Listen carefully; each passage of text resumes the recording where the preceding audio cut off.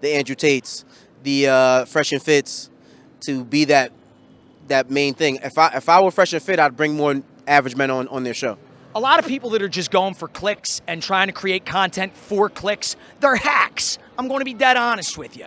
And it's damaging the discourse and making these problems that much harder to solve.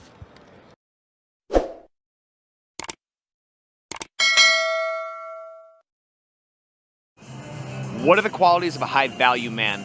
I would say a good job, makes a decent amount of money, keeps care of themselves, like financially and like hygiene-wise. Strong, smart, ambitious, it's grinding, trying to get his money. Work ethic, great character, responsibility, determination, focus, resilience, integrity. According to those standards, would Jesus Christ be considered a high-value man? I would say not in modern times. I feel like back then, in a sense. Do you think a person should have to change to attract somebody? No. If not, why would self-improvement be so heavily pushed? I feel like self-improvement is a personal thing, not a relationship thing. If you're changing for that person, that's not right. But if you're changing for sake of yourself, to better yourself, that's a good thing. Because one is you conforming to the ideas another person has, whereas the other one is you changing for your own ideas, for your own benefit, to better yourself. Do you think you'll ever make it to the top 1%? And if so, how long do you think it will take? Very unlikely. To be honest, I don't think I'll make it to the top 1%. I don't see that for myself. Part of it is because I don't think I want it. I would love to. It's damn hard. It's going to take me a while. I'm 36. I'd say about max, not another 9 years. About 45, 46, I should have what I want. Why do so many people think that if you're not a stereotypical high-value man, that automatically makes you low value? Society. It's all about, I guess, materialistic shit. Social media has really conditioned us to have such an all or nothing mentality because social media is such a highlight reel. You see the best of what's going on with everyone's life. You think if it's not going on for you, there must be something wrong with you. Women want the best, you know? That's what they put out there, so they're looking for a certain thing. Who's more delusional? Women all thinking they'll snatch high-value men, or men thinking they'll all become high-value men? Probably men thinking they'll become high-value men. Why? Just harder to make it rather than make it getting in a relationship. Women, Why? because a lot of them aren't deserving of the men they're looking for. A lot of them are not traditional women. They want a man who pays for the first date. They want a man who's provider, protector. But 95% of them are not virgins. 95% of them aren't cooperative. They don't know how to work together. It feels like a competition a lot of the times. And that's not what we're trying to deal with. There's a saying that I heard one time. He who speaks does not know. He who knows does not speak. If you say you're a high-value person and you're constantly trying to convince other people of that, odds are you're not a high-value man or woman. And you're trying to... There's a good reason you're single. Just going to say it. When it comes to relationships, how is telling men that they need to become high value, not just shaming all the average men who can't make it to the top 1%? I mean, that is shaming. It is shaming. And most of these women are delusional. I don't know that women are delusional for wanting a guy who they perceive to be high value, and I don't think that a man is delusional for wanting a woman to see, or for wanting a woman who they perceive to be high value. I think that we as people, innate to our nature, are selfish, and of course we always ideally would like the best deal that we could possibly get. There are average men out there that are trying their best and they feel less than because they are not that top 1% of guys. But it has been perceived that it is the women in a society who generally tend to set that standard, that the men are far more interested in women than women are in men. And so by virtue of that, there is more of an impetus for men to build and provide and sort of become worthy. If you ask them the type of man they want, the man doesn't exist. The man doesn't exist. He's 6 feet, 6 figures, six-pack, makes $500,000 a year, works out every day, has no kids. Realization is that most of these girls are dating the same guy. If you look at that guy is dating 10 of them. Does that mean 99% of men don't qualify for women? Oh, we qualify, but based on what they say, I guess we don't. Doesn't that reflect more upon the character of the majority of women? Yes, their standards are unreasonably and unrealistically high. But unfortunately, I think now it's gone too far to where, like, no matter what a man does, it's not enough. And that is definitely a problem. Do you believe every man can be rich? Yes, if they work hard enough. I do believe that, yeah. If all men were millionaires, wouldn't that just become the new average? Yeah, in a sense for men, yeah. So what's the difference between saying all men can be rich versus all men can be high value? High value is a character. Rich is possession. A man could be high value. Self-improvement, he's in the gym working out. The way he talks, he's very knowledgeable on things that he's into. Versus rich, you just rich money. You know, that's all money. Yeah. Does the Passport Bros movement prove that most Western men are already considered high value in the eyes of foreign women? Yes, we're in the greatest country in the world. We make more money than a lot of other countries. There are women that are not here that are dying to be with us. We're on our last straw, ladies. We're trying to stick with y'all. We really are, but they're calling us. Isn't having game just tricking women into thinking you're high value? No, it just depends levels to game. Like, Isn't there even a term in the pickup community called DHV, display of higher value? yes. And that's kind of like the fake it till I make it thing. So, okay, yeah, I retract what I just said. You do have to put off a certain air about yourself to get certain things. Why is dating advice typically about coaching men to improve, but never about humbling women to accept more average men like they did in the past? The society we live in now, and just modern times, and times change. That's like asking a pig to fly when you want a woman to do certain things. It's like you got to talk to the men we're working around how they are. To dictate how they're going to move when it comes to women is very hard because you can't believe what they say half the time, or most of the time. You got to believe what they do. Why is this burden placed on men only to become exceptional? Like I said, man is top one is responsibility. So all the responsibility usually gets placed on a man. What's the difference between men's self-improvement versus sculpting yourself as a tool to be used by women? Are you going to be a pushover, or are you going to like become the best man you can be? Because it's easy to get a certain type of girl if you're pandering, giving them everything they want. Of course they want to hang around you. You're the guy who pays for their food. You're the guy who, pays for whatever. You're just taking care of everything. But if you can actually find a situation where you don't have to use your money to get you what you want, you can actually use the stuff you gained over the years, like the effort you put on your body, the education you have, the riz that the kids say these days. Why aren't all men rich alpha males, and why aren't all women lingerie models? Some people work harder than others. Because they shouldn't be. Not everyone deserves to be millionaires. Not everyone's smart enough. Not everybody works hard enough. There aren't women who look good enough to be these models. It's just there's a pecking order here. Not everybody's in it. We're all created equal in that we're born with potential. Whether or not we realize that potential, whether it's being rich, being our ideal shape, a lot of that is up to us. Now, there are some things that we cannot help.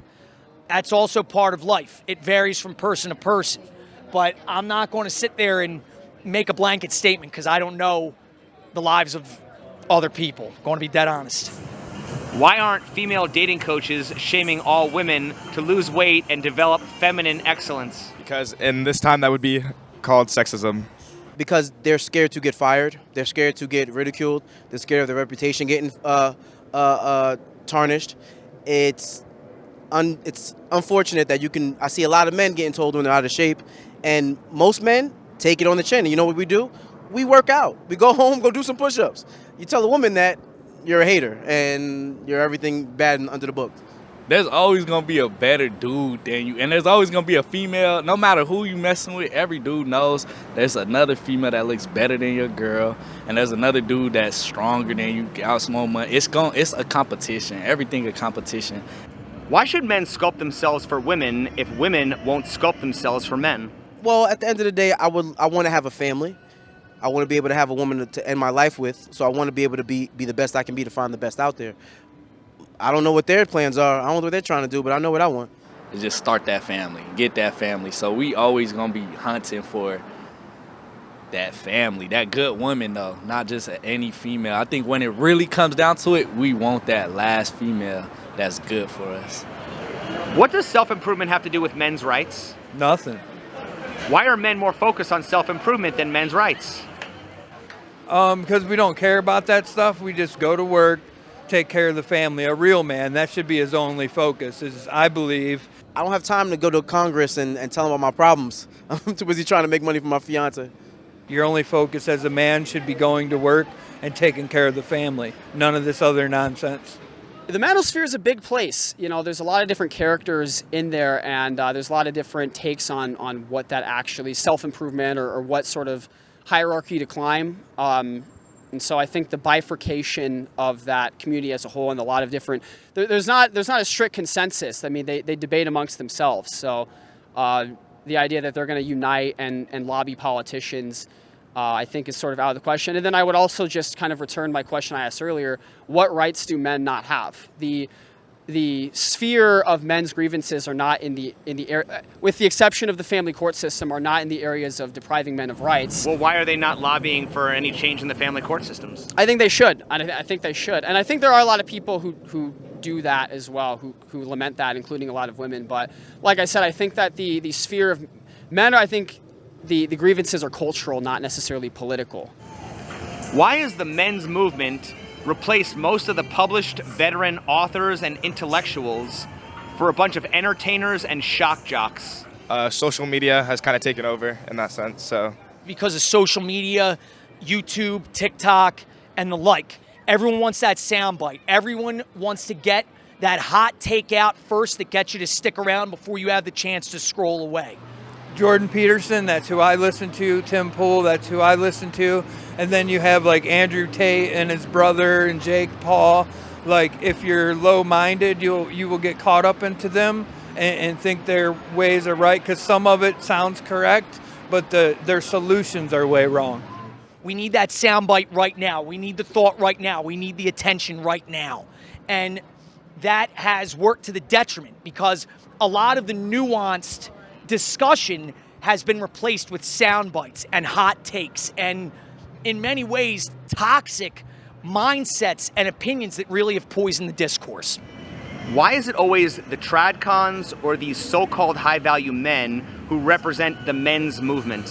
Why are they the figureheads, you saying, of the men's movement? In other words, why is the average man never given a seat at the table when they are the ones who are most affected by all of this? Well, we need that to be the case, but I also think we have to get people to listen, and the way to do that is by having the Andrew Tates, the Fresh and Fits, to be that main thing. If I were Fresh and Fit, I'd bring more average men on their show. I feel like the working class is very underlooked, and if you're on top, you're getting all the publicity rather than the working class, the people working for us. A lot of people that are just going for clicks and trying to create content for clicks, they're hacks. I'm going to be dead honest with you. And it's damaging the discourse and making these problems that much harder to solve.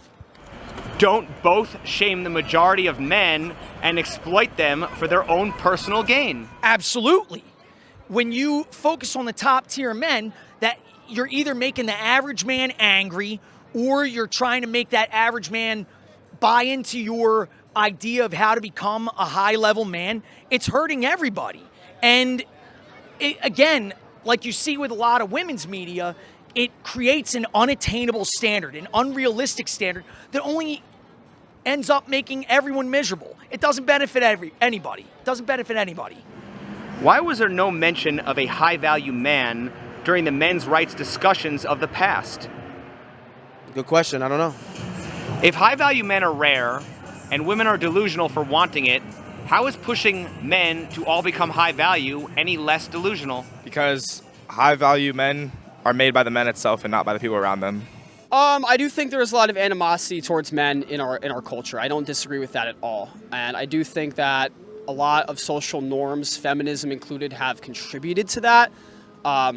What I will say is, I think if you're a loser and you're absolutely not pulling your own weight or doing anything good for yourself or society, it would be okay to shame that, because I think everybody, men and women alike, have a responsibility to contribute for the sake of themselves and the sake of our country. It's been said that women only see the top % of men, leaving the majority invisible.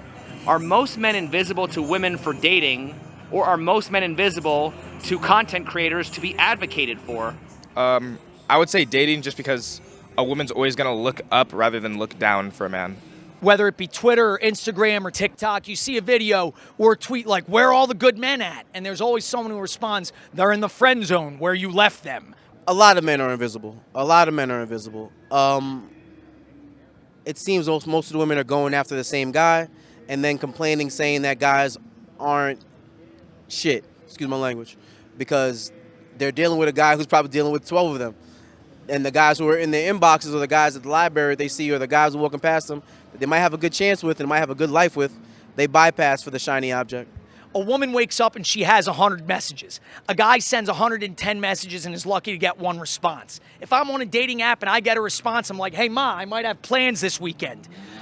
We are encouraged to try harder because the competition is so stiff.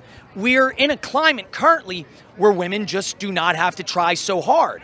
The value is currently in women's favor. So men have to work up to that standard. It's just unfortunately the world we live in and the climate that has been created for us. It's the model that has been thrust onto us.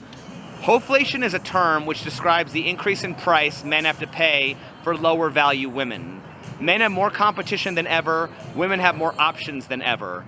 If most men are average and women's standards are infinite, why are men told to step up and pay a higher price rather than change laws to lower the price?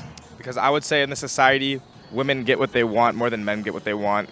And men it's looked down as a man to advocate for himself rather than a woman to advocate for themselves. How are these self-proclaimed men's advocates any better than the women for only seeing the top tier men? They're not any better. It's a hypocrisy there. There is an untapped demographic out there that needs to be heard, and I feel like I'm part of it.